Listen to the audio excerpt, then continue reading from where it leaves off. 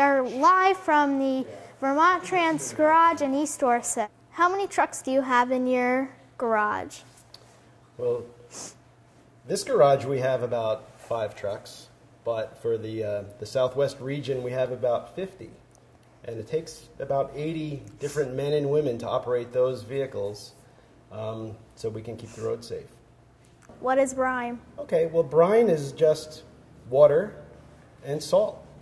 And you add water to the salt and it dissolves and it creates a salty, basically, water, which is called brine. And we like to get it so it's about 19% salt in the water, and that helps us melt snow a little bit faster. What we do is we spray it directly on the salt.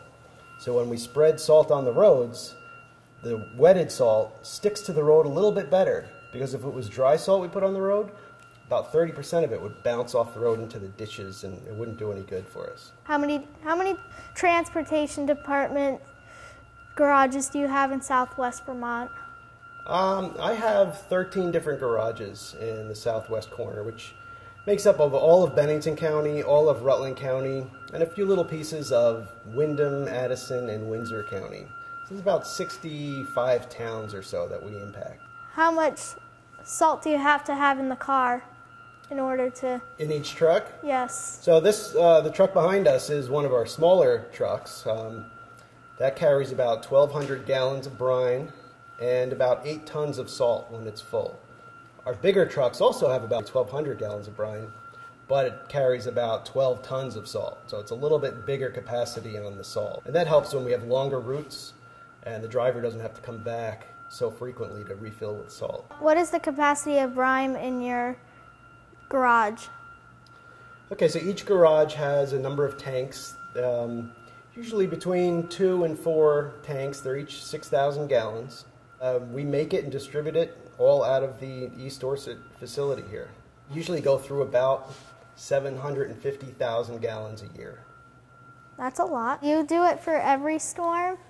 Well, we put salt down in every storm. Salt works better. It melts more snow when it's on the warmer side, like right around freezing.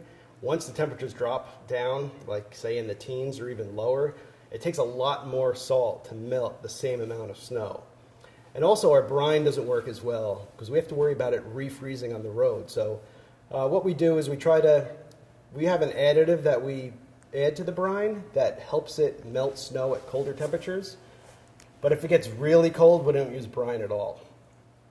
Then what do you use? Well, we keep plowing and we use salt. And if it's a little icy, we may sprinkle a little bit of sand in there too to help get the roads a little gritty for traction. How often do you do that? How often are we out plowing? Yeah. Well, we try to get out there right when the storm starts. We really get out there before the school buses are out there because we want to make sure commuters going to work and all the kids going to school get there safely. So our folks are up really early to do that. And then we just keep at it throughout the day. And then if it's nighttime, if it's a long storm, like a 2-day storm, there'll be just a few folks out at night, but we really try to keep motorists safe during the day. They're going to show you how they dump the brine out of the truck. Step up here, make sure you hold on to the handle. Okay. Yeah, the air temperature in here is 59 degrees, but the road temperatures are 52. So as you get the salt wet, so when the salt gets on the road, it's spread and it makes like how Rob said, it makes the snow melt quicker. Then this one is for the spray bar in the back of the truck, so you can get the wider width of the road, of the lanes, to get them all wet so they can melt. Then I can go down to the storm totals. Oh, okay, this looks good. Yeah, storm this totals, is like really good technology. The storm totals will tell me how much salt I put out for that night, and it'll tell me how much brine I put out. And I can go to the fill tanks, so that will tell us if my brine tank in the back of my truck, if that's full or empty. And it's pretty much full. Yep. So if we're plowing at nighttime, we have a light looking at our auger. We got one here coming out of our wing. Yep. Strobe lights on our truck so everybody can see what we're doing. So we caution so everybody knows nobody hits us. Okay, that looks perfect. Yeah. We're now going out to the stations where they take it out. Yeah, so this is the building that we make our brine in. Yep. There's a big water line that comes in from East Dorset that supplies all the water we use to make the brine. Then we take salt out of one of our salt buildings. So this is the hopper where we put the salt. You look in here, this is the salt we use. So this is all... This salt comes from Egypt. Can I feel Sure. it? It's very... Comes over on a barge from Egypt. So we dump the salt in here, and what we do is there are pipes that go through the bottom of this hopper, and they're filled with water. Salt slowly dissolves in the water. It's just salt. It's almost like just table salt, except it's not in the pure form. It just comes out of a big mine. And so as the water goes through, it slowly dissolves the salt, and eventually we get the right salt content in the water, and that's what brine is. It's just water with salt dissolved in it. So each of these tanks are filled with brine, 6,000 gallons in each tank. Okay, that looks good. So I hope you found it amazing. And thank you, Mr. Fowley, for letting me tour your garage. You're welcome anytime, Elliot, really. Okay. What information can you give to the public on staying safe on the roads during snowstorms?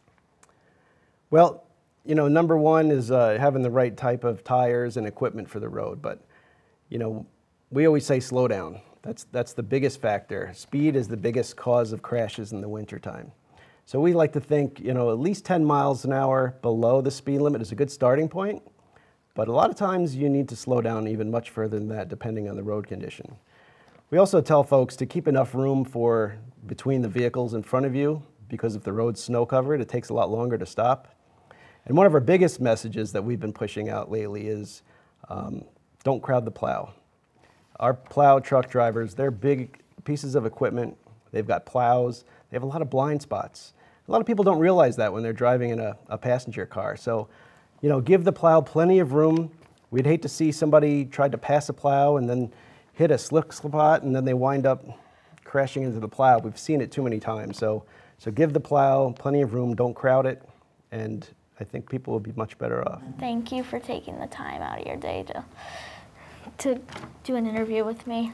Thank you, Elliot. I appreciate it. I'm glad to be here. Please enjoy the show and stay tuned into the next episode. And please stay safe in any snowstorms.